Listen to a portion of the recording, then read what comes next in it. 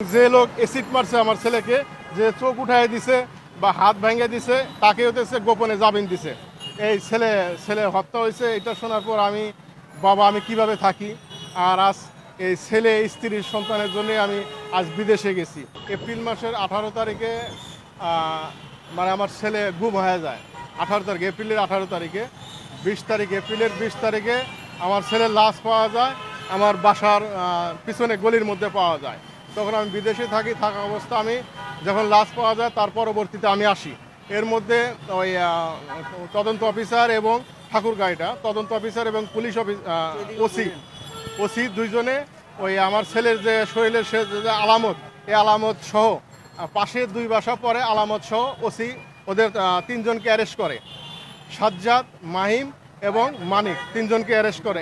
মানিকের বয়স ছিল 40 আর মাহিমের বয়স ছিল 16 হবে এবং সাজ্জাদের বয়সও 16। 3জনে অ্যারেস্ট করে। অ্যারেস্ট করার পরে পুলিশ নিয়ে যাওয়ার পরে ওই একজনকে চালান করে দেয় আর পুলিশ কিছু লেনদেনের মাধ্যমে 2জনকে ছেড়ে দেয়। কিন্তু 3জনই ওই জড়িত ছিল আর কি, আলামত সহ জড়িত ছিল। তারপর কিছু আমি বিদেশ থেকে যখন চলে আসি, তারপর এগুলো জানার পরে আমি 28 দিন পরে যখন আবার চাপ সৃষ্টি করি যে এগুলা আসামি জড়িত আছে, ভিডিও ফুটেজ এগুলো সব কিছু আছে, তখন আবার মাহিমকে পুলিশ সুপার এবং ওসি আর তদন্ত অফিসার একজন ডিবি হাফিজ নামে 4জন মিলে মাহিমকে আবার 28 দিন পরে মাহিমকে ধরে। প্রথমে যাকে ছাড়ে আবার মাহিমকে 28 দিন পরে মাহিমকে ধরে বলতেছে ও একাই খুন করছে, কিন্তু পুরো তথ্য সব গোপন করছে। যেগুলো ভিডিও ফুটেজ বা যেগুলো আছে এগুলো সব পুলিশ সুপার, তদন্ত অফিসার এবং ওসি এবং ডিবি হাফেজ 4জন গোপন করছে তথ্যগুলা। গোপন করে অন্য আসামিদের বাঁচানোর জন্য চেষ্টা করতেছে সাজ্জাদকে।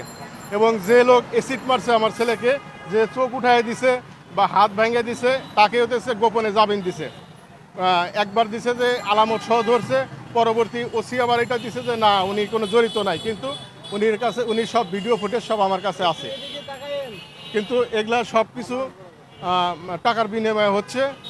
ওই ঠাকুরগাঁ পুলিশ সুপার হতেছে উত্তম প্রসাদ পাঠক এবং ওসি হচ্ছে ফিরোজ আহমেদ আর তদন্ত অফিসার জিয়া এবং ডিবি হাফিজ।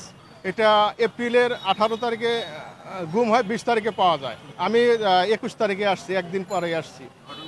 ঘটনা শুনে আমি চলে আসছি, সঙ্গে সঙ্গে টিকিট কাটছি, পরের দিন আসছি। আমি ইমার্জেন্সি 1 কাপড় নিয়ে চলে আসছি আর কি, 1 কাপড়ে চলে আসছি আমি বিদেশ থেকে আর কি। এই ছেলে হত্যা হয়েছে, এটা শোনার পর আমি কিভাবে থাকি। আর আজ এই ছেলে স্ত্রীর সন্তানের জন্য আমি আজ বিদেশে গেছি।